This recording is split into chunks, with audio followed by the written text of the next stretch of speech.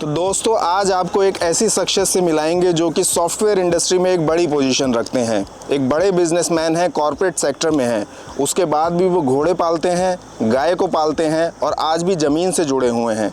अपने गांव हर हफ्ते जाते हैं, प्रकृति से जुड़े हैं, खेती में भी ध्यान देते हैं।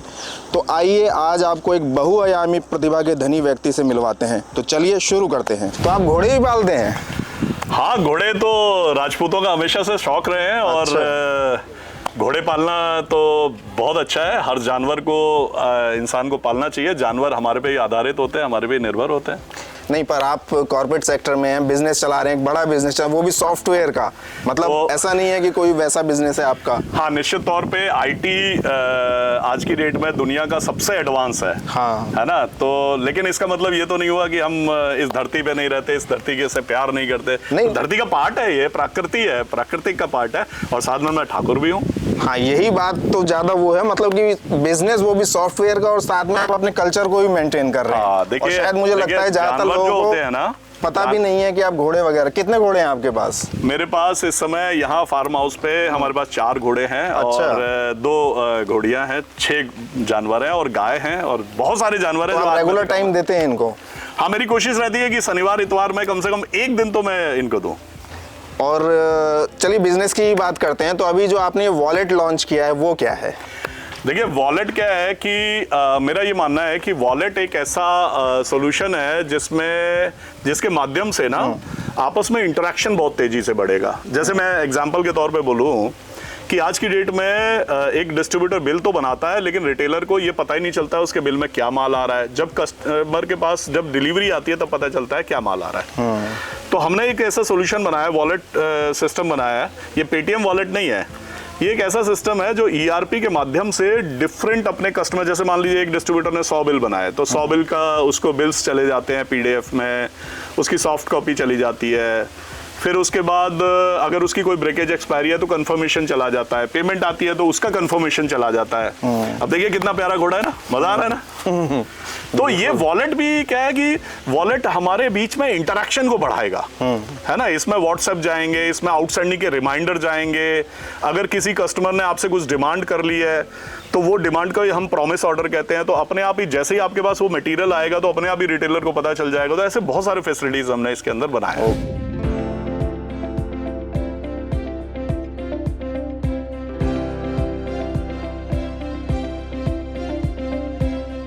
नमस्कार दोस्तों, मैं सचिन सिंह गौर आपका अपने YouTube मंच पे स्वागत करता हूं। इस समय मौसम बहुत अच्छा हो रहा है और हम एकदम प्रकृति की गोद में बैठे हुए हैं और पीछे आपको एक शानदार हवेली कह लीजिए वो भी दिखाई दे रही होगी। इस समय हम हैं बुलंदशहर के ग्राम सनेता में, जो कि ठाकुर अनूप सिंह का गाँव है और ये उनका फार्म हाउस है। प्रकृति के बिल्कुल बीचों बीच में बैठे हैं। तो यहाँ पर हम उनसे बहुत सारी बातें करेंगे, उनके जीवन के बारे में, उनके बचपन के बारे में और उनके व्यापार के बारे में।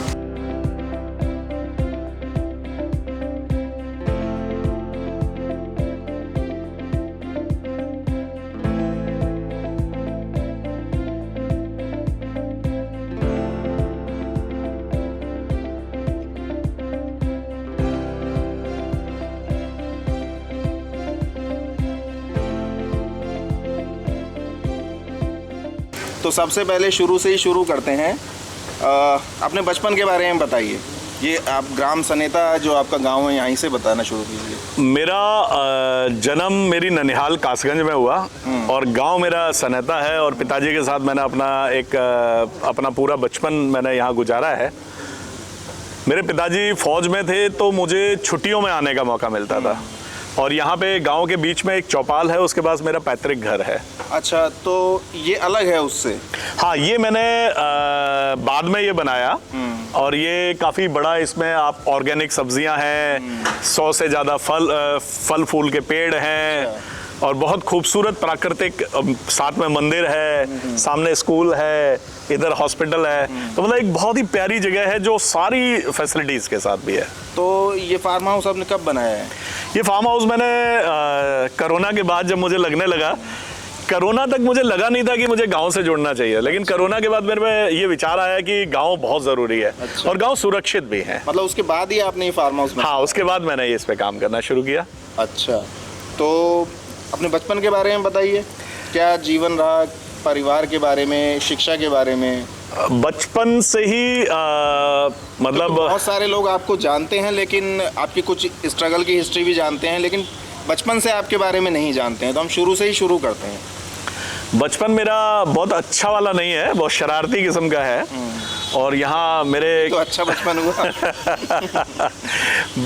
मेरे बचपन की मेरे गांव में बहुत कहानियां हैं। मेरे गांव का कुआं मेरी वजह से बंद हो गया। ठाकुर का कुआं तो नहीं है वो। नहीं, वो ठाकुर का कोई ऐसा कुआं नहीं होता है, ये सब मनगढ़ंत ऐसे लोगों के द्वारा बनाई गई है। ठाकुर के राज्य जब तक रहे, हजारों साल तक, तब तक सब लोग मिलजुल के रहे।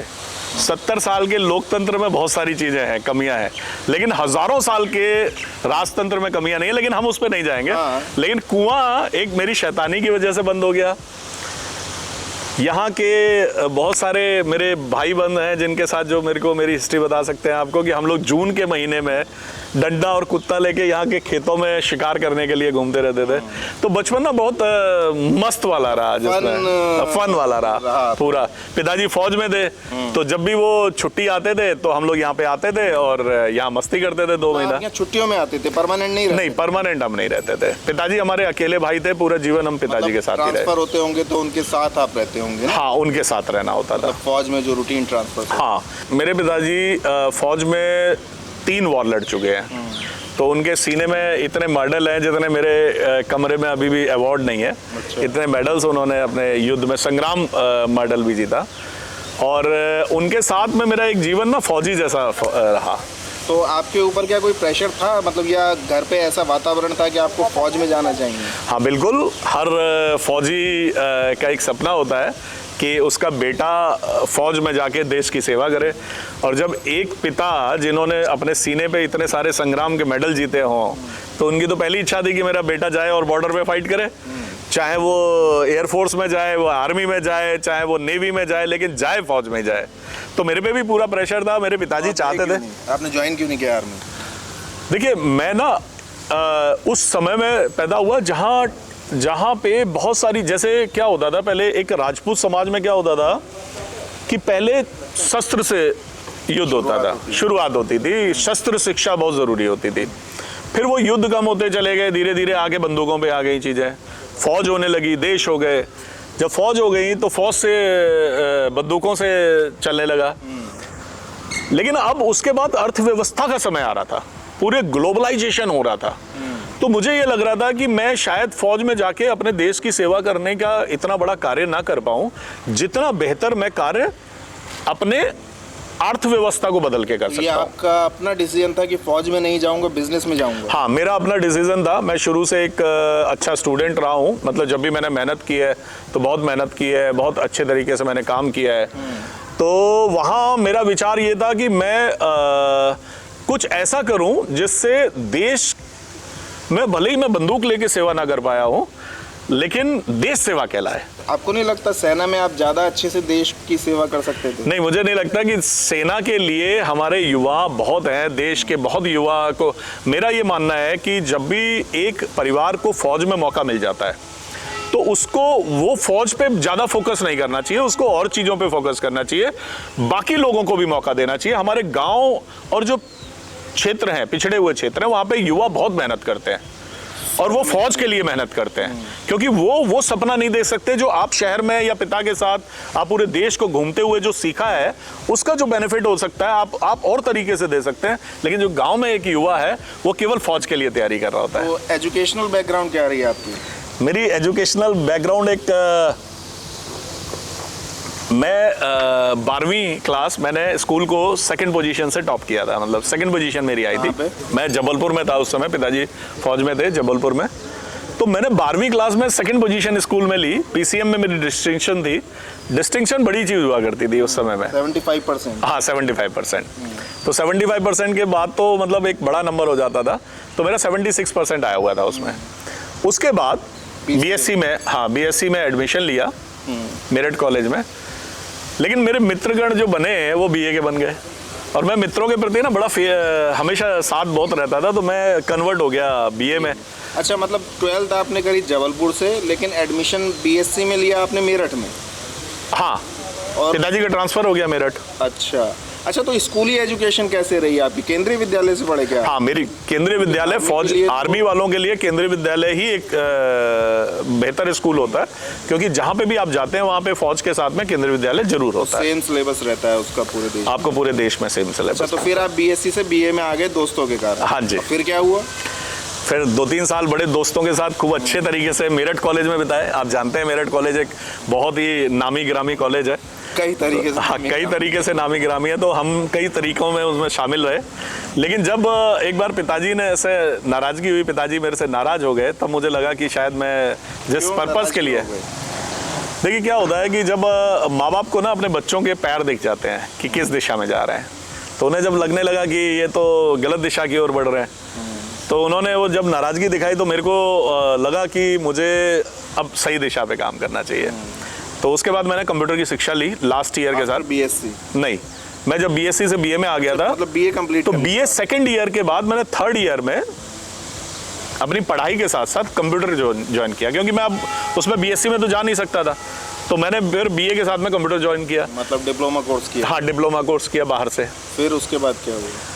जब मैं बाहर से डिप्लोमा कोर्स कर रहा था तो मुझे एक उसी इंस्टीट्यूट में, क्योंकि मैं हमेशा से जो काम करता हूँ बहुत मेहनत के साथ करता हूँ, तो जब मैं वो मेहनत से सीख रहा था तो उसी समय उसी इंस्टीट्यूट ने मुझे 1600 रुपये की जॉब ऑफर करी पढ़ाने के लिए। अच्छा। लेकिन मैं पढ़ाना नहीं चाहता था। मेरठ में ही? मेरठ की बात है। तो मैं पढ़ाना नहीं चाहता था, तो मैंने एक ऐसी जगह पे ज्वाइन किया जहां मुझे कंप्यूटर मिला और मैं वहां पे अपनी मर्जी से कुछ भी कर सकता था। कहाँ पे? मेरठ में एक वकील साहब के यहाँ पे जॉब मिला। अच्छा। तो मैंने वहाँ पे एक पहला सॉफ्टवेयर बनाया, टेबुलेशन ऑफ लॉ। क्या होता था, वकीलों की सबसे बड़ी समस्या होती है कि वो पेज पलटते रहते हैं और डिस्क्रिप्शन और साइटेशन के बेस पे अपने जज को बताते हैं कि इस सेक्शन में ये निर्णय लिया गया। उस निर्णय के आधार पे जज निर्णय लेते हैं, तो वो जब प्रेजेंट करते हैं वो बहुत टफ होता था। तो मैंने उसके लिए सॉफ्टवेयर बनाया, जो उस समय में तो वो सॉफ्टवेयर ऐसी कोई सोच ही नहीं थी लोगों की, लेकिन आज कोई भी वकील उस सॉफ्टवेयर के बिना नहीं चल पाता है। तो उसकी शुरुआत मैंने की थी उस समय 92 में। बेसिकली प्रोग्रामिंग में डिप्लोमा किया था? हाँ, मैंने प्रोग्रामिंग में, लैंग्वेजेस में। अच्छा, और उसके बाद फिर क्या हुआ? दिल्ली कैसे आना हुआ आपका और कब आए? और सन वाइज बताइएगा, जिससे कि हमको ईयर वाइज की ये 91 से सारी कहानियां शुरू हो जाती हैं। तो जब आपकी ग्रेजुएशन कंप्लीट हो गई 90s में मेरी कंप्लीट हो गई थी, 91 में मैं जॉब करने लगा। कुछ समय मैंने मेरठ में अपना समय बिताया, वहाँ पे प्रयास किया कि मुझे मौके मिले, मैं नई चीज़ें कर पाऊँ, लेकिन शहर छोटा था। तो मुझे मौका मिला एक पराग कंपनी में इंटरव्यू देने का। तो जब मैं इंटरव्यू देने के लिए पहुँचा तो वहाँ के जो HOD था उसने मेरे को एक बोला, उसने बोला कि अनूप जी, आपकी प्रोग्रामिंग स्किल बहुत अच्छी है, आपको किसी बड़े शहर में जाना चाहिए। और वहाँ से मुझसे एक बहुत अच्छा काम भी किया और बहुत बड़ी गलती भी की। जब मैं ट्रेन पकड़ रहा था तो मैंने दिल्ली की पकड़ ली, काश मैंने बम्बई की पकड़ी होती। ऐसा भी था आपके पास ऑप्शन? जब मैं शहर ही छोड़ रहा था तो मुझे सबसे बड़े शहर में जाना चाहिए था ना, मुझे फाइनेंशियल वर्ल्ड में जाना चाहिए था। अच्छा। तो मैंने दिल्ली, तो पॉलिटिकल वर्ल्ड था ना, तो मैंने दिल्ली का रास्ता चुना, क्योंकि वहां पे मेरे कुछ रिलेटिव्स रहते थे, मेरे चाचा जी रहते थे। तो मैंने सोचा कि दिल्ली में मुझे हेल्प हो जाएगी, तो मैं दिल्ली इजी था, तो मैंने अपना बैग उठाया और दिल्ली पहुंच गया। तो यहाँ से मेरी दिल्ली से 92 की बात है, 92 में मैं फिर यहाँ पर कैसे आपके पैर जमे स्टार्टिंग में? 92 में मुझे एक कंपनी में जॉब मिली मेरे चाचा जी के रेफरेंस से, और वहां से मेरी शुरुआत है ज्योति मिक्सर ग्राइंडर। ज्योति, विजला, आपने देखा होगा, नाम सुनेंगे, अप्लायंसेस की बड़ी कंपनी थी। तो वहां पे मुझे एक उनके स्टाफ को ट्रेन करने का काम मिला, 3 महीने का काम था। तो उस 3 महीने में मैंने उनके लिए सॉफ्टवेयर बनाया जिसमें उनकी बिलिंग अकाउंटिंग शुरू हो गई, मेजरली बिलिंग शुरू हो गई। तो उनके बिल बनते थे, वो पर्चियां निकलती थी, बहुत फास्ट काम था उनका। फिर वहीं पे मैंने उनके लिए प्रोडक्शन का सॉफ्टवेयर बनाया। उसके बाद क्या हुआ? वहां से शुरू करते हुए जब मैं उससे आगे बढ़ा, तो वहां का जब काम खत्म हो गया तो 3 महीने के बाद, तो फिर मैंने 6 महीने बाद वहां से मैंने सर से बोला, मैं सर मेरा काम खत्म है, अब आपको मेरी ज़रूरत नहीं है, आपका सब कुछ सही हो गया है। उनकी बिलिंग हो रही थी, सब कुछ हो रहा था। तो उन्होंने मुझे एक पार्ट टाइम जॉब दिया कि तुम 2,500 रुपये ले लेना, तुम संडे आ जाना। फिर मैंने एक मंडे टू सैटरडे के लिए एक फैक्ट्री ढूंढी।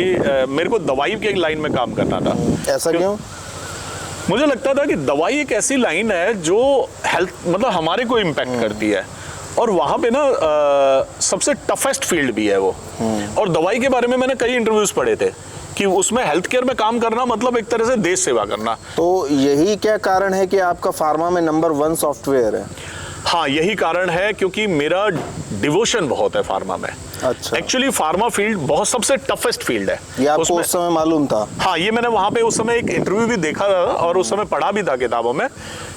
आज भी कहा जाता है कि दवाई का धंधा अगर कोई केमिस्ट कर रहा है उसे बहुत इज्जत की नजर से देखा जाता है, क्योंकि ये माना जाता है कि वो एक देश सेवा कर रहा है। उसका केवल काम केवल व्यापार करना नहीं है। व्यापार करने को तो वो कपड़े की दुकान खोल सकता है और 10 का दुकान खोल सकता है। वो 24 घंटे आपके लिए खड़ा रहता है, अपनी दुकान पे एक टांग पे खड़ा रहता है।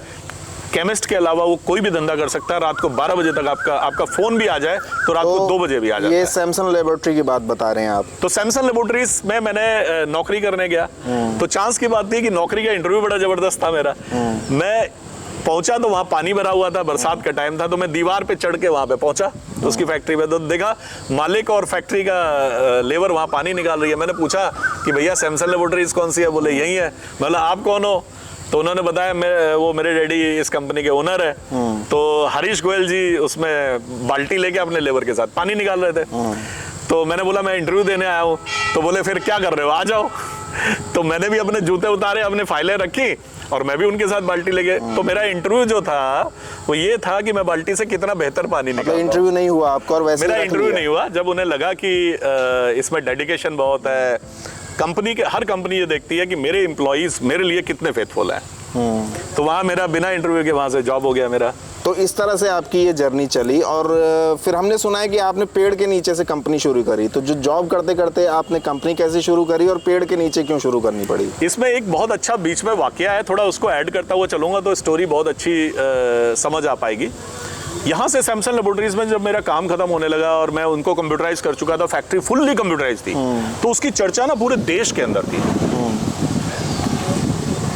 शायद वो पहली कंपनी थी जो inventory, accounting, production planning, costing, सब कुछ अपने आउटस्टैंडिंग, कमीशन, सब कुछ अपने सॉफ्टवेयर से करती थी। तो ये सारा कुछ आपने किया था वहाँ? हाँ, ये 2-3 साल के पीरियड में मैंने वहाँ पे किया। उसके बाद सन 96 की बात है। मेरे ससुराल वाले, जो कि मेरे ससुर भी वर्ल्ड वॉर लड़ चुके थे। अच्छा, वो भी आर्मी से? वो भी आर्मी से थे, वो वर्ल्ड वॉर लड़ चुके थे। तो जब उनकी तरफ से एक रिश्ता आया तो मेरी शादी तय हो गई। तो उसी पीरियड में मुझे एक अपॉर्चुनिटी मिली। तो जो सॉफ्टवेयर था उसकी खबर जब पूरे देश में पहुंची तो उन्होंने जाके मेरे से पूछा कि भाई अगर आप हमारी कंपनी के लिए कितने में सॉफ्टवेयर बनाएंगे? तो मैंने 75,000 रुपए मांगे। अच्छा। तो उन 75,000 में से उन्होंने क्या किया, मेरे को मेरी शादी के 1-2 दिन पहले जब हल्दी का दिन था तो उस दिन मेरे को बुला के पूछा कि अनूप जी कितने पैसे सही में लेंगे? तो मेरे पास पैसे नहीं थे शादी के लिए। तो मुझे लगा कि यार अनूप सिंह शादी बढ़िया हो जाए, बाकी सब देखेंगे। तो मेरे को लगा कि यार मेरे को अगर पैसे मिले तो मैं हनीमून के लिए घूमने जा पाऊंगा। उस समय बहुत बड़ी चीज हुआ करती थी वो, और पिताजी से मांग नहीं सकते थे। तो मैंने कहा सर अगर 25,000 रुपए आज कैश दे दें तो मैं आपको सॉफ्टवेयर लगा दूंगा। तो सीगल कंपनी ने मुझे 25,000 रुपए, मल्होत्रा साहब दिए, तो उन्होंने मुझे 25,000 रुपए कैश दिए। और उन्होंने मेरे पे भरोसा, उन्होंने बोला अगर तुम लेके भाग गए तो? मैं बोला सर ठाकुर हूँ, मूंछ की बाल दे सकता हूँ। तो उन्होंने कहा ऐसी कोई बात नहीं, आप ठीक है आप शादी करके आओ घूम घाम के। तो शादी करके मैं हनीमून पे शिमला गया। वहां से जब लौट के आया तो मैं उनकी फैक्ट्री को कंप्यूटराइज करने के लिए गया। फिर मैं 3 महीने उनके काम किया और दिल लगा के मैंने उनको कंप्यूटराइज किया। फिर मुझे वहां से डाबर का ऑफर मिला, बहुत सारी कंपनियों ने मेरे प्रोडक्ट देखे, बहुत सारे लोग चाहते थे कि मैं ज्वाइन करूं, लेकिन मुझे समझ आ चुका था कि अब अपना बिजनेस करना है। तो इसलिए आपने फिर वो पेड़ के नीचे से? नहीं, पेड़ के नीचे 96 नहीं हुआ। 96 में मैंने जॉब छोड़ के फिर मैंने अपना बिजनेस शुरू किया। लेकिन उस समय कंप्यूटराइजेशन की वैल्यू को समझने वाला कोई नहीं था, तो मुझे बहुत ज्यादा मौका नहीं मिला, या मैं समझ लीजिए बहुत ज्यादा डिमांडिंग था। तो मैं 70,000, 1 लाख उस समय मांगा करता था। तो लोगों ने पैसे नहीं दिए और मैंने काम नहीं किया, तो फिर मुझे जॉब पे जाना पड़ा। तो मेरे को 1 साल के बाद फिर मैंने ज्योति मिक्सर ग्राइंडर को फिर ज्वाइन किया। अच्छा। जब मैंने वहां पे 2-3 साल और काम किया तो उनके फ्रेंड सर्कल में DR पॉलीमर्स, ऐसे बड़े बड़े नामी ग्रामी लोगों को हमने कंप्यूटराइज किया। तो जब उन बड़े बड़े नामी ग्रामी लोगों को हमने कंप्यूटराइज किया तो वहां पे फिर मेरे दिमाग में वही कीड़ा आया, यार मुझे तो बदलाव करना था। मुझे तो इंडस्ट्री, मैंने तो फौज नहीं सेलेक्ट करी, मैं तो फौज में NDA क्रॉस कर सकता था, I was a good student. तो मैंने बोला कि नहीं यार अब वापस दोबारा करना है। तो मैंने उस दिन तय किया कि मुझे बिजनेस करना है। मैंने अपने सर को बोला, सर ने भी अलाउ किया। आखिरी जो तनख्वाह उन्होंने मुझे दी वो 10,000 प्लस 5,000 रुपए कमीशन के तौर पे और दिए, तो मतलब कुल मिला के उन्होंने मुझे 15,000 रुपए ये उसी ज्योति मिक्सर ग्राइंडर। अच्छा। उस 15,000 के मैंने 3 मोबाइल खरीदे। तो तब तक मेरी महेंद्र जी से मुलाकात हो चुकी थी। महेंद्र जी और हम आपस में तय कर चुके थे कि हम मिलके काम करेंगे। वो डिस्ट्रीब्यूशन का बनाते थे, मैं मैन्युफैक्चरिंग का बनाता था। हमने तय किया हम एक प्रोडक्ट बनाएंगे जो सारी ट्रेड को कवर करेगा और फार्मा इंडस्ट्री के लिए काम करेंगे। तो ये तय करके हमने, अब हमारे पास पैसे नहीं बचे 3 फोन खरीदने के बाद, उस समय मोबाइल्स बहुत महंगे होते थे, तो हमने फिर ये तय किया कि एक ऑफिस पसंद की, वो 900 स्क्वायर फीट की थी, उसका किराया 9,000 रुपये था। तो हमने बोला कि चलो 9,000 रुपये अभी तो नहीं है, तो हमने उसी ऑफिस के बाहर जो पेड़ था वहां से अपनी शुरुआत करी। अच्छा। तो महेंद्र जी, मैं और हमारे कुछ साथी जो मेरे साथ में उस समय जुड़े, हम लोग सब लोग एकदम टाइम पे पेड़ के नीचे पहुंच जाते थे और वहां से अपने काम तय करते थे और जिसको जिधर जाना होता था वहां निकल जाता था। फिर शाम को हम सेम टाइम पे वहां आके मिलते थे अपने फिक्स टाइम पे, और वहां से फिर हमने कभी भी उसको, पेड़ को ये नहीं सोचा कि ये पेड़ है, हमने पेड़ को एक अपना ऑफिस माना। तो ये काम तो आप घर पे भी कर सकते थे, सुबह मिल सकते थे और फिर शाम को मिल सकते थे, पेड़ की भी क्या जरूरत थी? हाँ, बहुत शानदार सवाल है कि आजकल वर्क फ्रॉम होम का जमाना है, आप बिल्कुल कह सकते हैं। मैं आज भी वर्क फ्रॉम होम को नहीं मानता हूं। मैं ये नहीं मानता कि बेड पे लेटे हुए आप लैपटॉप चलाते हुए बहुत अच्छा काम कर सकते हैं। ये हमारी किलिंग ऑफ स्किल्स है। एक एनवायरनमेंट होना चाहिए। आप केवल ऑफिस जाते हैं तो केवल इसलिए नहीं जाते हैं कि आप वहाँ पे केवल काम करते हैं, पैसा मिलता है, इसलिए नहीं जाते हैं। आप दोस्तों से मिलते हैं, नई बातें करते हैं, बहुत नए नए डिस्कशंस होते हैं, आप चीज़ों को ग्रोथ करते हैं। लेकिन आपको लगता है कि जूम मीटिंग से सारा काम हो जाएगा, आपको लगता है कि सब कुछ वर्क फ्रॉम होम जैसी चीज़ों से हो जाएगा। मैं उस समय भी वर्क फ्रॉम होम जैसी चीज़ों के पक्ष में नहीं था। मुझे लगता था कि मुझे टाइम पे नहाना चाहिए, टाइम पे उठना चाहिए। मैंने पिताजी से यही तो सीखा था, डिसिप्लिन ही तो मेरी जिंदगी का तो फिर आपने ऑफिस कब लिया? मैंने ऑफिस, कितने टाइम आप पेड़ के नीचे से ऑफिस चलाते रहे? 6 महीने तक मैं पेड़ के नीचे से ऑफिस चलाता रहा, और जब 6 महीने पूरे हो गए तब मेरे पास इतना पैसा हो गया था कि मैं उस ऑफिस को ले सकता था। अच्छा, जो आपने पहले सेलेक्ट जो मैंने पहले सेलेक्ट किया था। तो फिर आपने ऑफिस लिया, वहां से कंपनी रन करनी शुरू कर दी? जी, वहां से तो कंपनी। कितनी स्ट्रेंथ के साथ आपने काम शुरू किया? मेरे पास ये प्लस पॉइंट रहा कि लोग ना मेरे पे भरोसा बहुत करते थे। तो जब मैंने ये काम शुरू किया तो बड़ा 900 स्क्वायर फीट का ऑफिस लेके मैंने सबसे पहले अपने सारे रिश्तेदारों को बोला कि जिसके पास भी जो भी भाई बंद है, जो भी बच्चा है जो मेरे साथ जॉब करना चाहता है, 12वीं पास है, ग्रेजुएट है, बीकॉम है। जब मैं आर्ट्स ग्रेजुएट था तो मुझे ये भरोसा था कि अगर मैं आर्ट्स ग्रेजुएट होके एक सॉफ्टवेयर बना सकता हूं तो निश्चित तौर पे एक आर्ट्स ग्रेजुएट मेरे साथ उसको इंप्लीमेंट भी करा सकता है। तो मैंने अपना जो ये टारगेट बनाया कि सब लोगों को बता दूं कि मैंने ये काम शुरू किया, आपके पास जो भी बच्चा नौकरी के लिए खाली है वो मेरे पास भेज दो। तो मेरे पास 3 महीने के अंदर 20 से ज्यादा लोग थे। मेरे पास तनख्वाह देने को नहीं थी, मैं बहुत पहले से बता देता था। आज भी बेंगलोर का शैलेंद्र मेरे पास 6 महीने, यहाँ पे बनेल गांव है उसका रहने वाला है, उसने मेरे पास 6 महीने फ्री काम किया। आज उसके पास 25,000 से ज्यादा कस्टमर बेस को वो सर्व करता है बेंगलोर में। और बेंगलोर और कर्नाटका में उसके अंडर में उसके द्वारा बनाए गए पार्टनर है वो 150 से ज्यादा है। अच्छा। और आज अगर उसकी पूरी स्ट्रेंथ को देखें तो मेरे ख्याल से कम 250 से 300 लोग उसके लिए काम करते हैं। तो फिर ये कंपनी जो आपकी एस्टेब्लिश होगी, मतलब आपको वर्क फोर्स आपके गांव वगैरह से मिल गई। हाँ। और काम आपका शुरू हो गया, तो फिर कब आपको लगा कि हाँ अब थोड़ा सा सेटल्ड है मामला? नहीं, सेटल्ड तो अभी शायद 20 साल और लगेंगे। नहीं, ठीक है, वो आपका एक अलग पर्सपेक्टिव है, पर मतलब जहाँ पर आपको लगा कि हाँ अब इसमें हमें आगे बढ़ना चाहिए, क्योंकि ये भी है ना कि आपने 6 महीने काम किया पर कुछ भी नहीं हो रहा, हताश हो गए, ऐसी स्थिति तो नहीं थी ना? नहीं, उस समय देखिए 96 में जो स्थिति थी, 96 में जब मैंने जॉब छोड़ी जो स्थिति थी वो 2000 में नहीं थी। 2000 में जब मैं आया तब एक रेवोल्यूशन शुरू हो चुका था, और उस रेवोल्यूशन अपनी थोड़ा स्पीड पकड़ चुका था। उस समय लोग कंप्यूटर को वैल्यू दे रहे थे, और जब मैंने सॉफ्टवेयर लॉन्च किया उस समय में टैली सॉफ्टवेयर 4.5 आया करता था अकाउंटिंग के लिए, तो वो सॉफ्टवेयर उस समय 90,000 प्लस का था। अच्छा। 2000 में उस समय में एक जयपुर का सॉफ्टवेयर आता था, फार्मर फील्ड में चलता था, वो उसके अंदर बिलिंग अकाउंटिंग सब थी। वो सॉफ्टवेयर उस समय में 25,000 का था। तो उस समय ना सॉफ्टवेयर बड़े महंगे हुआ करते थे, लाख 50,000, 25,000 कंप्यूटर भी महंगे होते थे। उस समय में मैंने ये, क्योंकि हम एक अलग मकसद से थे, हमारे को मकसद था कि हम एक छोटे से छोटे और बड़े से बड़े, हमारा पहले दिन से मकसद था कि हम हर व्यापारी को एक मजबूत आईटी सपोर्ट देंगे ताकि वो किसी भी कॉर्पोरेट या किसी भी बड़े बिजनेस के सामने अपने आप को छोटा ना महसूस करें। तो हमने क्या किया, 5,000 रुपए में सॉफ्टवेयर लॉन्च किया। अच्छा। और जब हमने 5,000 में लॉन्च किया और हमने जब 10 सॉफ्टवेयर लगाए तो उन 10 लोगों ने हमें 100 तक कितनी तेजी से पहुंचा दिया, हमें पता ही नहीं चला। मतलब एक तरह से आपने रिवोल्यूशनाइज कर दिया इस सेक्टर को। हाँ। मतलब 1 लाख से 5,000 पे जहां हमने एक ऐसा प्रोडक्ट बनाया था, उस समय में बेस्ट अकाउंटिंग सॉफ्टवेयर टैली हुआ करता। और इससे पहले आप कितने में बेच रहे थे? उससे पहले तो मैं 1-1.25 लाख रुपए से नीचे भागती नहीं करता था। तो काम भी कम मिलता होगा। हाँ, काम नहीं मिलता था। जैसे मान लीजिए मैंने 555 टिकिया वाले को मैंने 1.5 लाख का ऑफर किया, तो उसने बोला कि 1 लाख रुपए में डील कर लो, 11,000 का चेक काट दिया। तो मैं अपना उनसे सारा कुछ समेट के वापस ले आया, चेक नहीं उठाया। तो उस समय हमारे एटीट्यूड अलग थे, सिस्टम्स अलग थे, उस समय इतनी सोच भी नहीं थी। बाद में हमने जब काम करना शुरू किया तो हमने ये एनालाइज किया कि देश के अंदर एक बहुत बड़ा तबका है जिसे आईटी सपोर्ट की जरूरत है, इसलिए हमने 5,000 में लॉन्च किया। तो उसके बाद क्या रिस्पांस मिला? 1 साल बाद पहले साल में हमने 500 सॉफ्टवेयर बेचे। 5,000 रुपए पर सॉफ्टवेयर? 5,000 पर सॉफ्टवेयर में कितना हो गया ये? लगभग 25 लाख उसमें मैं, हाँ, शायद एक बड़ा अमाउंट हो गया।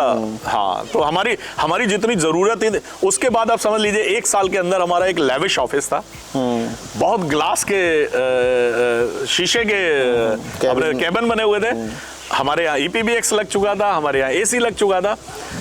5,000 रुपए में कोई भी नहीं समझ सकता था कि एक सॉफ्टवेयर को कैसे बेच के इंप्लीमेंट किया जा सकता है। लेकिन क्योंकि मेरे साथ एक स्ट्रेंथ थी जो भरोसा करती थी मेरे पे, जिनको मैंने सपने दिखाए थे कि हम लोग पूरे देश पे अपना एम्पायर बनाएंगे और पूरे देश की सेवा करेंगे। तो इससे बड़ी कंपनीज की तरफ से कोई प्रेशर या कोई थ्रेट या कोई इस तरह का नहीं हुआ? क्योंकि जो 1 लाख का बेच रहा है, आपने 5,000 का बेचा, तो उनकी मार्केट पे भी तो फर्क पड़ता है। हाँ, टाटा EX उस समय में लॉन्च हुआ था और टाटा EX ने अपना प्रोडक्ट बहुत महंगा रखा था शुरू में। हमारी वजह से उसने 1,700 रुपए का भी बेचा। अच्छा। और हमारी वजह से वो बंद हो गया। टैली 96,000 का था और उसमें कुछ भी नहीं था, अकाउंटिंग थी खाली, और इन्वेंट्री तो थी नहीं, तो वो तो हमारा कंपटीटर ही नहीं था। हमारे को पता भी नहीं था वो कहाँ बिक रहा है, वो तो पायरेसी चलती थी उसकी तो। लेकिन उसके बाद भी टैली के कस्टमर भी ज्यादा हैं, टैली का नाम भी ज्यादा है आपसे। हाँ, ये तो एक ऐसा क्यों? हाँ, जब आप सस्ता भी बेच रहे हैं, आप कह रहे हैं हम ज्यादा फीचर्स दे रहे हैं, ज्यादा टफ फील्ड को आप सर्व कर रहे हैं, केमिस्ट मतलब फार्मा को, तो फिर टैली क्यों आपसे आगे है? देखिए, अच्छा, मैं आपसे एक सवाल पूछता हूँ। फार्मा फील्ड सबसे टफेस्ट फील्ड है। इसमें बैच नंबर वाइज स्टॉक होता है, एक्सपायरी होती है, और बहुत सारे डेबिट क्रेडिट नोट, बहुत सारे कंपनी की फॉर्मेलिटीज होती हैं, ड्रग लॉ होते हैं, ड्रग डिपार्टमेंट्स की फॉर्मेलिटीज होती है, बहुत सारी चीजें होती हैं। वो टफेस्ट फील्ड है, उसके अंदर एक भी टैली नहीं है। किसी भी केमिस्ट पे टैली नहीं लगा मिलेगा, किसी भी डिस्ट्रीब्यूटर पे आपको फार्मा के टैली नहीं मिलेगा, FMCG डिस्ट्रीब्यूटर पे बहुत कम मिलेगा। एक्चुअली क्या बेसिकली यूज कौन करता है फिर टैली? कभी आपने टैली पे किसी भी व्यापारी को आपने बिल बनाते हुए देखा है? आप किसी दुकान पे, किसी काउंटर के पे, किसी भी यूज कौन करता है, वही तो मैं पूछ रहा हूँ। इसका क्या है कि टैली की जो पॉलिसीज थी, मुझे नहीं पता टैली कंपनी की, गोयनका साहब की पॉलिसी थी या लोगों की पॉलिसी थी, लेकिन मैं ये मानता हूँ कि मार्ग ERP कहीं पे भी आपको पायरेटेड नहीं मिलेगा। टैली मिलता है। टैली आप किसी भी दुकान पे चले जाइए, किसी हार्डवेयर वाले के पास चले जाइए, पायरेटेड मिलता है। तो पायरेटेड का बेनिफिट क्या होता है? मैंने आपको सॉफ्टवेयर दिया, आपने जितना भी सीख गए, लेकिन आपका डेटा तो उसमें फंस गया ना। जब आपका डेटा उसमें फंस गया तो निश्चित तौर पे जब भी आप लेंगे तो टैली लेंगे, तो इसका मतलब उसका नंबर बढ़ जाएगा। कैसे फंस गया? डेटा फंस गया मींस क्या है? डेटा फंस गया मतलब आपने उसमें काम कर रहे हैं, सारा डेटा तो उसमें पड़ा हुआ है सॉफ्टवेयर में आपका। तो आप अचानक एक सॉफ्टवेयर चलाते चलाते अगर बंद हो जाता है कल, बंद क्यों होता है? देखिए, अगर मैं अपनी लैंग्वेज में कहूँ कि मैं मार्ग ERP का कोई पायरेटेड सॉफ्टवेयर छोड़ दूं मार्केट में और सारे केमिस्ट उसको यूज करने लग जाए, 9 लाख केमिस्ट, और मैं 3 साल का लॉक लगा दूं या कोई उसमें बग डाल दूं या कुछ भी डाल दूं, तो मतलब आप कह रहे हैं कि कंपनी ही वो पायरेटेड सॉफ्टवेयर मार्केट में मैं नहीं समझता कि गोयनका साहब जैसे बड़े आदमी कभी पायरेटेड करेंगे, लेकिन मुझे ये भी भरोसा नहीं होता कि बिना कंपनी के ये सब संभव है। अच्छा, तो हम आ रहे थे कि आप किसी भी रिटेलर और डिस्ट्रीब्यूटर के लाइन पे अगर चले जाएं, फार्मा हो, FMCG हो, वहां पे आपको मार्ग मिलेगा या लोकल सॉफ्टवेयर मिलेगा। अभी आपके कुल कितने कस्टमर्स हैं पूरे देश में? आज की रेट में 10 लाख से ज्यादा कंपनीज GST की मुख्य धारा से हम लोग जोड़ चुके हैं। अच्छा। मेरे जो यूजर बेस है, देखिए, सॉफ्टवेयर को 2-3 तरीके से देखा जाता है। जैसे आप हैं, आप 2 कंपनी चला रहे हैं, है ना, मेरे पास एक कंपनी है। जनरल ज़्यादा 80% लोगों की एक कंपनी होती है, कुछ लोग 2 चलाते हैं, कुछ 3 चलाते हैं, ऐसे एवरेज आउट होता है। तो आज की डेट में हमने 10 लाख कंपनियों को जीएसटी की मुख्य धारा से जोड़ा है। अच्छा, हाँ। तो जो सॉफ्टवेयर आपने 30 साल पहले बनाया, जो आपने फर्स्ट कंपनी में लगाया, और जो आज जो सॉफ्टवेयर चल रहा है उसमें क्या डिफरेंस है? हाँ, ये बहुत बढ़िया सवाल है कि क्या होता है, सॉफ्टवेयर ना इवॉल्व करता है खुद को।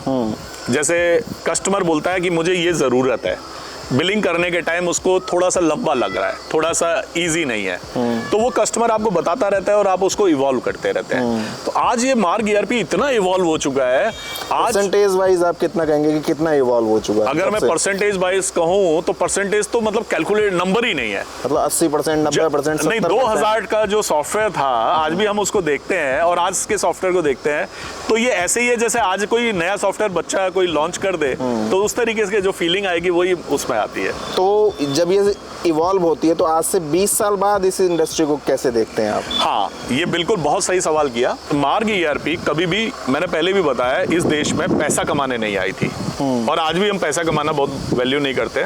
आज हिंदुस्तान की फार्मा इंडस्ट्री का 70% हम लोग सर्व करते हैं। आज कंप्यूटराइज केमिस्ट पे चले जाइए, जितने भी केमिस्ट मिलेंगे उसमें 70% लोग मार्ग ईआरपी यूज़ करते हैं। ऐसे ही फार्मा होलसेल है, ऐसे ही एफएमसीजी में भी बहुत बड़ा हमारा परसेंटेज। हमारे पूरे देश के अंदर 850 सेल्स एंड सपोर्ट सेंटर्स हैं जहाँ पे हमारे वही बच्चे हैं जो बच्चे मेरे पास शुरू में आए थे, वही है। आज मेरा पहला पार्टनर जिसको मैंने पहला पार्टनर मतलब जो डिस्ट्रीब्यूटर था उसको हम पार्टनर कहते हैं, सुनील जी हैं पटना के अंदर, आज भी मेरे पार्टनर हैं। मेरा पहला एम्प्लॉई आज भी मेरा एम्प्लॉई है। अच्छा, तो जब आपने एम्प्लॉयज़ रखे शुरू में, तो ये जो डिस्ट्रीब्यूटर या पार्टनर जो भी कहते हैं, ये बनाने का आइडिया क्यों और कैसे आया? देखिए, मुझे एक बात समझ आई कि मेरे पिताजी के साथ ना मैं पूरे देश घूमा था। तो एक बात मुझे समझ आ रही थी कि वहाँ सब जगह तो फैला सकते हैं, मैं दिल्ली क्यों करूँ? तो मैं पहुँच गया पटना, मैं पहुँच गया जबलपुर, मैं पूरे देश में वहाँ ही गया जहाँ पिताजी लेके गए थे। वहाँ मुझे आसानी से मेरे दोस्त मिल गए, मेरे जानकार मिल गए, रिकॉग्नाइज्ड एरिया था, तो मैं बहुत तेजी के साथ वहाँ पे बढ़ पाया। तो मतलब आपका ये था कि आप एम्प्लॉयज़ के थ्रू नहीं पहुँच सकते थे, इसलिए आपने पार्टनर्स बनाए। हाँ, मेरा मानना है कि पार्टनर्स नेटवर्क जो होता है वो दुनिया का सबसे बड़ा नेटवर्क। तो मतलब शेयरिंग बेसिस पे है ये सिस्टम। आप अगर आप मालिक बनाएंगे ना तो वो भी आपको मालिक बना के रखेंगे। तो अभी आपका टर्नओवर क्या है एनुअल? देखिए, मेरे टर्नओवर को रुपीस में कैलकुलेट नहीं किया जा सकता। इतना मान लीजिए कि जो 2.5 लाख करोड़ की फार्मा इंडस्ट्री है उसका 60% मार्ग ईआरपी चलाता है। अगर मेरे को रेवेन्यू से आप जनरेट करेंगे तो मुझे 5 लाख, जो 5,000 का सॉफ्टवेयर है ना, वो मेरे को 50,000 में बेचना पड़ेगा। अच्छा। तब मैं अपने रेवेन्यू को जस्टिफाई कर पाऊंगा। तो अभी आपने फ्यूचर प्लानिंग क्या करी है कंपनी के लिए? कंपनी के लिए हमने क्या किया है, मार्ग बुक्स हमने एक नया प्रोडक्ट बनाया है जिसके लिए आज 150 लोगों की टीम डेवलपमेंट में बैठी हुई है। 150 से ज़्यादा लोग सेल्स के अंदर काम कर रहे हैं। हमारा नया प्रोडक्ट मार्केट में आ चुका है, वो एक ट्रू क्लाउड सोल्यूशन है। उसके अंदर हम क्या कर रहे हैं कि क्लाउड अकाउंटिंग दे रहे हैं, क्योंकि कल का भविष्य डेस्कटॉप कंप्यूटर का नहीं है। कोई भी आदमी चाहेगा कि मैं किसी भी सिस्टम पे, मोबाइल पे चलाऊं, टैबलेट पे चलाऊं, लैपटॉप पे चलाऊं, कंप्यूटर पे चलाऊं, किसी पे भी चलाऊं, मैं अपने सॉफ्टवेयर को चला सकूं। अच्छा। तो हम ट्रू क्लाउड अकाउंटिंग सॉफ्टवेयर ला चुके हैं जो इंडिया का पहला, वर्ल्ड का पहला सॉफ्टवेयर है जो इतना एडवांस है। मतलब मार्ग ईआरपी ऑलरेडी बहुत एडवांस है, जो दुनिया का सबसे बड़ा फीचर सॉफ्टवेयर है, उसी का कंप्यूटर हम अपना मार्ग बुक्स लेके आ गए, जो क्लाउड बेस्ड है, जो फुली क्लाउड बेस्ड है। अच्छा, थोड़ा सा हम और सिनेरियो पे बात करें तो चाइना जो कि बहुत तेज़ी से हर क्षेत्र में बढ़ रहा है, टेक्नोलॉजी में ही बढ़ रहा है, तो अब अगर आप इंडिया और चाइना को कंपेयर करें तो इंडिया को कहाँ देखते हैं और क्या लगता है कि कैसे हम उसको बराबरी कर सकते हैं? देखिए, चाइना में मुझे, अगर मैं इंडियंस की बात करूं तो इंडियंस बहुत स्ट्रांग है, हर चीज़ में बहुत स्ट्रांग है। देखिए, आज आईटी के माध्यम से हमने पूरी दुनिया पे कब्जा किया हुआ है। मतलब आज किसी भी बड़ी कंपनी में चले जाइए वर्ल्ड की, वो सारे में आपको इंडियंस ही मिलेंगे टॉप पोजीशंस पे। उनके जो प्रोडक्शन, उन्होंने प्रोडक्शन को जो अपनी, उनके पास आज भी आईटी में बहुत कमजोर है। आप किसी भी चाइना की फैक्ट्री में चले जाइए, आप 20 आइटम सेलेक्ट कर दीजिए, उनसे बोलिए जरा इसका आप मेरे को पीआई बना के, परफॉर्मा इनवॉइस बना दीजिए, तो उनको 4 घंटे लगते हैं। अच्छा, तो काफ़ी सारी बातें कर ली हमने, तो अब थोड़ा सा आप बताइए आपके शौक वगैरह क्या हैं, हॉबीज़ क्या हैं आपकी बिजनेस के अलावा? शौक, आज भी मैं वही अनूप सिंह हूँ जो एक डंडा लेके अपने भाइयों के साथ गांव के फील्ड में दौड़ता हुआ शिकार करने चला जाता था। आज मैं वही इंसान हूँ जो मैं अंदर से नहीं बदला हूँ। आज मेरे कंपटीटर भी मुझे बहुत प्यार करते हैं, क्योंकि उन्हें पता है कि अनूप जैसा पहले था वैसा आज है और जैसे वैसा ही हमेशा रहेगा। मेरी टीम मेरे साथ बहुत प्यार करती है। मेरा पार्टनर महेंद्र जी 30 साल से मेरे साथ है। हम 3 पार्टनर हैं, 30 साल से साथ काम कर रहे हैं। मेरा पहला जो डिस्ट्रीब्यूटर था पार्टनर सुनील जी आज भी मेरे साथ है। मेरा पहला एम्प्लॉय आज मेरे पास है। मेरा पहला पियोन आज मेरा लाइसेंसिंग हेड है। ठीक है, तो मेरी टीम मुझे कभी छोड़ के नहीं जाती है, तो मेरे शौक भी मुझे कभी छोड़ के नहीं जाते हैं। क्या हॉबीज हैं आपकी? अब फिर वो ठाकुरवाद की बात आ जाएगी तो लोग कहने लगेंगे मेरे को वो सारे शौक हैं जो ठाकुरों को होते हैं। मुझे घोड़ा चलाना पसंद है, मुझे साहसी लोग पसंद हैं। मेरे को अच्छे लगते हैं वो लोग जो कुछ देश को बदलने की और जज्बात रखने की बात करते हैं। अच्छा, तो मेरे जो शौक की बात है, तो मेरे सारे शौक वो हैं जो कुछ नया करने की बात करते हैं। तो आप क्षत्रिय समाज से हैं और व्यापार करते हैं, तो मतलब दोनों डिफरेंट सा है कुछ? आपको हाँ, मतलब ये लोगों का भ्रम है कि कोई तरीका जैसे कहें कि पूजा केवल पंडित ही करेगा मंदिर में, या व्यापार केवल एक वर्ग करेगा। जातिवाद में कभी भी ये चीजें बटी हुई नहीं थी, लेकिन काम करने के तरीके बढ़ जाते हैं। जैसे ज्यादातर लोग व्यापारी के बच्चे ज्यादातर व्यापार करेंगे, क्षत्रिय है हमेशा बॉर्डर पे मिलेगा, हमेशा ऐसे काम में इंटरेस्ट उसका रहता है जिसमें कि वो अपना बाहुबल दिखा सके। पंडित हमेशा एजुकेशन और पूजा पाठ में लगा रहता है, आजकल राजनीति में बहुत है। तो ये चीजें ना इंटरेस्ट एरिया बन जाता है। अच्छा, आप क्षत्रिय महासभा में भी काफी सक्रिय रहे हैं और सुना है आपने एक लंबी यात्रा भी करी थी, वो क्या है? मैंने अपने घर का पेट भर लिया, अपने चाहने वालों का, अपने प्रेम करने वालों का, अपने व्यापार का पेट भर लिया।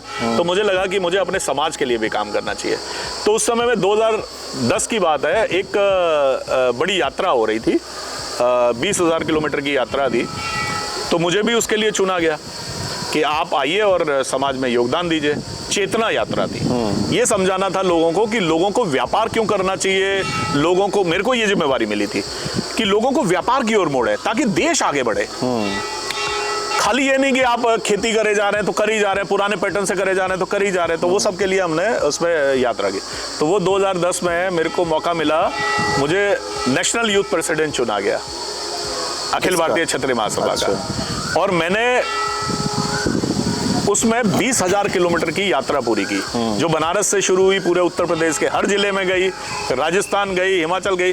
उस समय में करनी सेना का उदय हो रहा था राजस्थान के अंदर। पंजाब में पंजाब राजपूत महासभा उदय हो रही थी। जम्मू में JNK के राजपूत सभा थी। उत्तराखंड में अलग राजपूत सभा थी। ये सब ने मिल के फिर हमने पार्टिसिपेट किया और हमने एक बड़ा महाकुंभ किया। तो उसके बाद से ये रामलीला मैदान में हमने 2010 में किया दिल्ली था। में। हाँ, दिल्ली में, जिसमें अमर सिंह साहब भी बहुत बड़े मजबूत तरीके से जुड़े थे। तो वो मेरे लिए ना एक बहुत बड़ा योगदान था। जब समाज में आप जाते हो ना, तो आपको पता चलता है कि AC रूम से बाहर भी बहुत कुछ है। आप जब जमीन में घूमते हैं आपको समझ आता है। मैं हमेशा से कहता हूँ, एक पॉलिटिशियन ना एक आम आदमी से ज्यादा समझदार होता है, क्योंकि उसने दुनिया को जमीन में बैठ के देखा होता है। एक व्यापारी को वो चीजें नहीं दिखती हैं। तो पॉलिटिक्स में भी आपका इंटरेस्ट है कहीं ना कहीं? निश्चित तौर पे राजपूत हूँ तो पॉलिटिक्स तो मेरे रगों में बहती है, वो तो बस निकल नहीं पा रही है। आम आदमी पार्टी से भी जुड़े रहे आप शायद, अन्ना आंदोलन से? हाँ, आम आदमी पार्टी से तो खैर बाद में जुड़ा। उस समय मैं अन्ना आंदोलन जब हुआ तो राजपूत समाज का मैं प्रेसिडेंट था। वो लोग मेरे पास मदद के लिए आए, संजय सिंह, मनीष सिसोदिया। तो मैं उनके साथ जुड़ा और मैंने इसमें आंदोलन में बहुत बड़ी भूमिका निभाई। पूरे देश के अंदर मैंने इसको समर्थन दिया और बहुत सारे राजनीतिक दलों ने भी इसको समर्थन दिया था, क्योंकि एक अच्छा मुहिम था। उसके रहते रहते वो धीरे पार्टी बना तो मेरी बड़ी अच्छी दोस्ती वहाँ के सारे बच्चों से, युवा बच्चे थे, उनके पास साधन नहीं थे, तो साधन में मतलब मेरे साथ खाना उठना बैठना तो एक प्रेम था। तो जब उन्होंने मजबूर किया तो मैंने ज्वाइन कर ली। फिर मुझे सह प्रभारी बना के, सबसे पहला पंजाब का प्रभारी बने संजय सिंह, मेरे को सह प्रभारी पद दिया गया। तो ये पंजाब, उत्तराखंड और हिमाचल, ये 3 स्टेट मुझे दिए गए। सह प्रभारी के तौर हाँ, सह प्रभारी के। जब तक मैं वहाँ पे एक अच्छे सिलेक्शन करके लोगों के लेके आया, जैसे कि उस समय में जो बलिदान हुए थे फौजी, मैंने उनकी लिस्ट बनाई थी कि इनको लड़ाएंगे। जब मैं पहुंचा तो उनके फैमिली के मेंबर्स को लड़ाएंगे, तो मैं एक अच्छे लोगों की लिस्ट लेके पहुंचा। तो यहाँ देखा तो यहाँ पे पहले ही 400 लोगों की लिस्ट बनी पड़ी थी। ये दिल्ली इलेक्शन के लिए नहीं, ये जब लोकसभा इलेक्शन 2014 वाला, हाँ, जिसमें काफी बड़े पैमाने पे ही लड़े भी थे। हाँ, लड़े भी थे। तो जब मैं उससे फ्रस्ट्रेट हो गया, मुझे लगा यार ये तो वैसे ही है जैसे सब है। अच्छा। तो मैंने उस समय अपने मित्रों को बोला कि मैं रिजाइन करना चाहता हूँ। उस समय नहीं कर पाया, लेकिन कुछ समय के बाद मैंने रिजाइन। जो 400 लोगों की लिस्ट बनी थी वो उस आधार पे सिलेक्ट किए गए थे जिस आधार पे अन्य पार्टियां करती हैं। देखिए कि केजरीवाल साहब बहुत कुछ बदलने आए हैं, तो वही मतलब हुआ ना कि वो उसी आधार पे जैसे दूसरी पार्टियां देती हैं, जिन आधार पे जाति के, पैसे के। मुझे लगता है उससे भी ज्यादा बुरी स्थिति में है आम आदमी पार्टी। अच्छा। आम आदमी ऐसा नहीं है कि मैं उसमें शुरू में मुझे बहुत सपोर्ट भी मिला, बहुत सारे मंत्री मेरे रिकमेंडेशन पे बने, बहुत सारे विधायक मेरे रिकमेंडेशन पे बने। भले ही केजरीवाल जी को ना पता हो, लेकिन जो उन्होंने दिल्ली के अंदर झाड़ू यात्रा की थी, वो संजय सिंह जी को मेरा पूरा दिया हुआ था कि अच्छा। ये इस तरीके से आपको यात्रा करनी चाहिए, इसका ये फायदा होगा और ये तरीके होंगे और ऐसे ये घूमेगी। क्योंकि मैं कई यात्रा कर चुका था। एक अमर सिंह जी के साथ मैंने 1500 किलोमीटर की यात्रा की थी। अच्छा। एक 20,000 किलोमीटर की छत्री महासभा में की थी। तो मैं राजनीतिक और सामाजिक दोनों यात्राएं कर चुका था। तो मैंने संजय सिंह को एक फार्मूला दिया, उस संजय सिंह जी ने उसके फार्मूले के आधार पे जो झाड़ू यात्रा दिल्ली में की, उसके माध्यम से हम लोग सरकार बना पाए। अच्छा। लेकिन खैर वहां पे अच्छे लोगों की कभी जरूरत ही नहीं थी। उन्होंने भी धीरे धीरे करके सारे अच्छे लोग निकाल दिए थे। मेरे जैसे कुछ लोग बचे हुए थे जिन्होंने खुद निकल गए। चलिए, तो कुल मिलाकर के सभी इश्यूज पे हमने बात कर ली है, और यूथ को या समाज को जो मैसेज देना चाहें लास्ट में वो दे दीजिए आप। मैं यूथ से केवल इतना एक मैसेज देना चाहता हूं कि देश बदल रहा है, और जब देश बदल रहा हो ना, तो आपको चुप नहीं बैठना चाहिए। देश राजनीति में बदल रहा है, आप राजनीति में बढ़ चढ़ के पार्टिसिपेट कीजिए।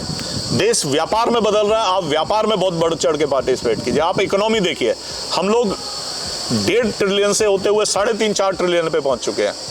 तो आप इकोनॉमी में भागीदारी कर सकते हैं। आप दुनिया को पढ़िए, समझिए दुनिया किस दिशा में जा रही है। अगर आप उस दिशा में अगर अपना कुछ भी किसी भी तरीके से भागीदारी, आज स्टार्टअप्स को गवर्नमेंट कितना सपोर्ट कर रही है। आज मोदी जी के नए नए प्लान्स आ रहे हैं, इवन व्यापारियों के नए नए प्लान्स आ रहे हैं। व्यापारी भी चाहते हैं कि आप जैसे युवा उनके साथ जुड़े। अपने लोगों से कहिए कि हमारे चैनल को सब्सक्राइब करें, सचिन सिंह गौड़ चैनल को सब्सक्राइब करें। सचिन सिंह गौड़ जी एक बेहतर मतलब एंकर के तरीके से काम करते हैं। वो पेट के अंदर की आपकी बात को बाहर लेके आते हैं। तो सचिन जी का चैनल इसलिए सब्सक्राइब मत करिए कि आपको नई नई चीजें मिलेंगी, नहीं, इसलिए सब्सक्राइब किया कि आपको बहुत सारी नई नई जानकारियां मिलेंगी, और मेरे जैसे बहुत सारे लोग आपको आके सिखाते रहेंगे। इसी सबके साथ धन्यवाद जी। मैं Thakur Anoop Singh, founder and CMD Marg ERP limited. नमस्कार। धन्यवाद।